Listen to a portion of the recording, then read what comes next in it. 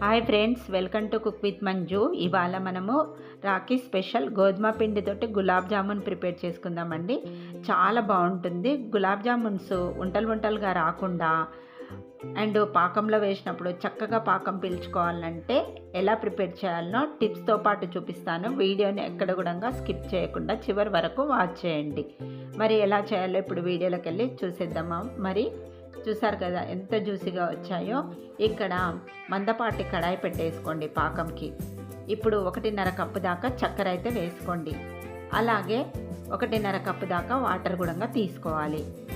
ఇలా వేసేసుకున్న తర్వాత ఈ చక్కెర అంతా కూడా కరిగేటట్టు ఇలా స్పాచులాతోటి బాగా కలుపుకోవాలి.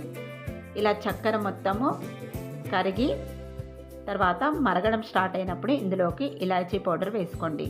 ఇలాచీ పౌడర్ వేసుకున్న తర్వాత ఒక 2-3 నిమిషాల వరకు మరిగించుకోవాలి పాకంని. ఇప్పుడు కొంచెము కుంకుమ పువ్వు అంటే సాఫ్రాన్ వేసుకోవాలి. ఈ సాఫ్రాన్ వేయడం వల్ల పాకం మంచి కలర్లో వస్తుంది అండ్ టేస్టీగా కూడా ఉంటుందన్నమాట. ఇలా వేసేసుకున్న తర్వాత ఇప్పుడు పాకంని చెక్ చేసుకుందాం. తీగ పాకం అవసరం లేదండి, లైట్గా ఇలా జిగురుగా స్టిక్గా ఉంటే రెడీ అయిపోయినట్టే. దీన్ని పక్కన పెట్టేసుకుందాం. ఇప్పుడు ఒక 1/2 లీటర్ పాలను కాచుకుందాం. ఈ 1/2 లీటర్ పాలు సగమయ్యేంత వరకు కాచుకోండి, అంటే ఇలా రబ్డీలా కావాలన్నమాట. ఇప్పుడు దీన్ని కూడా పక్కన పెట్టేద్దాం. ఇంకొక ప్యాన్ పెట్టుకుందాం. ఇప్పుడు దీంట్లోకి 1 కప్పు గోధుమ పిండి జల్లించుకొని వేసుకుందాం. ఇప్పుడు ఇందులో ఒక 2 స్పూన్ల నెయ్యి అయితే పడుతుంది. ముందు 1 స్పూన్ నెయ్యి వేసుకోండి. ఈ ప్రాసెస్ చేసుకునేటప్పుడు స్టవ్ను కంపల్సరిగా సిమ్లో పెట్టుకొని చేసుకోవాలి, లేదంటే అడగంటుతుంది. ఇలా ఒక 2 స్పూన్ల వరకు నెయ్యి వేసుకొని మంచిగా కలుపుకోవాలి. ఈ గోధుమ పిండి లైట్గా కలర్ చేంజ్ కావాలి. ఎక్కువసేపు అవసరం లేదు, ఒక 2 నిమిషాలు వేపుకుంటే సరిపోతుంది. ఈ విధంగా వేపుకున్న తర్వాత దీన్ని ఒక ప్లేట్లోకి వేసుకొని చల్లారిన తర్వాత చేతితో మంచిగా కలుపుకోండి. ఇప్పుడు ఒక 1/4 టీ స్పూన్ దాకా వంట సోడా వేసుకోండి. 1/4 టీ స్పూన్ దాకా బేకింగ్ పౌడర్ వేసుకోండి. ఇలా వేసేసుకున్న తర్వాత మనము 1 కప్పు పాలు తీసుకోవాలి. రబడీ చేసుకున్నాం కదా దాన్ని అనమాట. తీసుకొని మొత్తం ఒకేసారి వేయొద్దనమాట, కొంచెంగా వేసుకుంటూ కలుపుకోవాలి. ఇక్కడ నేను టిప్ చెప్తానన్నా కదండి, మనము ఈ గోధుమ పిండిని ఇలా లైట్గా వేపుకొని తీసుకోవడం వల్ల జామున్స్ అనేది చాలా సాఫ్ట్గా వస్తాయి, అస్సలు వంటలు అయితే కట్టవు. ఇలా పాలను కూడా ఒకేసారి వేయకండి, మధ్యలో వేసుకుంటూ కలుపుకోవాలి. ఒకేసారి వేసుకున్నామంటే ఇక్కడ మనకు కన్సిస్టెన్సీ అనేది కొంచెం లూజ్ అయిపోతుంది పిండి, అందుకని మధ్యలో వేసుకుంటూ కలుపుకోవాలి. ఈ విధంగా కలుపుకున్న తర్వాత మిగతా పాలను కూడా వేసుకొని కలిపేసుకుందాము. పిండి అనేది సాఫ్ట్గా ఉండాలండి, అప్పుడే గులాబ్ జామున్ ఉంటలు కట్టవు. ఇంకొక టిప్ అండి, పిండి తడుపుకునేటప్పుడు బాగా బలమంతా పెట్టి గట్టిగా తడపొద్దు, లైట్గా మృదువుగా పిండిని తడపాలన్నమాట. ఇప్పుడు ఈ విధంగా చేసుకున్నాక 1 టీ స్పూన్ నెయ్యి వేసుకొని మళ్ళీ ఒకసారి కలుపుకోండి. ఇప్పుడు చూపిస్తున్నాను చూడండి, పిండి అనేది ఈ విధంగా ఉండాలన్నమాట. ఈ టిప్స్తో ప్రిపేర్ చేసుకుంటే పిండి అనేది మంచిగా పొరలుగా వచ్చి సాఫ్ట్గా ఉంటుందన్నమాట. ఇప్పుడు మూత పెట్టేసుకొని ఒక 15 నిమిషాలు పక్కన పెట్టుకున్న తర్వాతనే ప్రిపేర్ చేసుకోవాలి.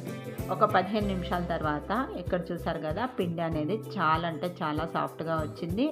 చేతికి కొంచెం నెయ్యి అనేది అప్లై చేసుకొని మళ్ళీ ఒకసారి ఇలా కలుపుకోవాలి. కలుపుకున్న తర్వాత మనకు కావాల్సినంత సైజు పిండి తీసుకొని జామున్స్ ప్రిపేర్ చేసుకుందాం. పెద్ద సైజులో కాకుండా మరీ చిన్న సైజులో కాకుండా ప్రిపేర్ చేసుకుంటే బాగుంటాయి అన్నమాట. ఇలా చేతి మధ్యలో పెట్టేసుకొని రౌండ్గా ఇలా చుట్టుకుంటూ బాల్లా ప్రిపేర్ చేసుకోవాలి.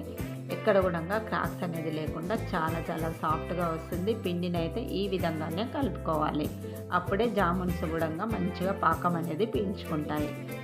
ఈ విధంగానే మొత్తం అన్నీ ప్రిపేర్ చేసుకుందాం. ఇలా కాస్త నెయ్యి అప్లై చేసుకుంటూ అన్నీ ప్రిపేర్ చేసుకోవాలి.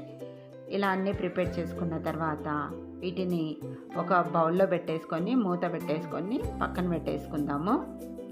ఇప్పుడు ఇక్కడ స్టవ్ పైన ఆయిల్ పెట్టేసుకొని హీట్ చేసుకోవాలి. ఎక్కువ హీట్లో ఉండొద్దండి, మీడియం హీట్లో ఉండాలి ఆయిల్. ఇప్పుడు 1 బై 1 వేసుకొని ఫ్లేమ్ను మీడియంలోనే పెట్టుకొని ఫ్రై చేసుకోవాలి. ఎక్కువ హీట్లో ఉన్నప్పుడు వేసుకున్నామంటే జామున్ త్వరగా కలర్ వచ్చేస్తాయి, కానీ లోపల అస్సలు కుక్ అవ్వవు, ఉంటలుగా ఉంటాయన్నమాట. అందుకని మీడియం ఫ్లేమ్లో మంచిగా కుక్ అయ్యేంత వరకు ఫ్రై చేసుకోవాలి. ఈ విధంగా అన్నీ ఫ్రై చేసుకోవాలి. ఇలా అన్నీ ఫ్రై చేసుకొని ఒక ప్లేట్లోకి తీసేసుకుందాం. ఈలోగా మనం పాకం అనేది చల్లారిపోతే మళ్ళీ కాస్త వేడి పెట్టేసుకున్న తర్వాతనే జామున్స్ అనేది వేసుకోవాలి.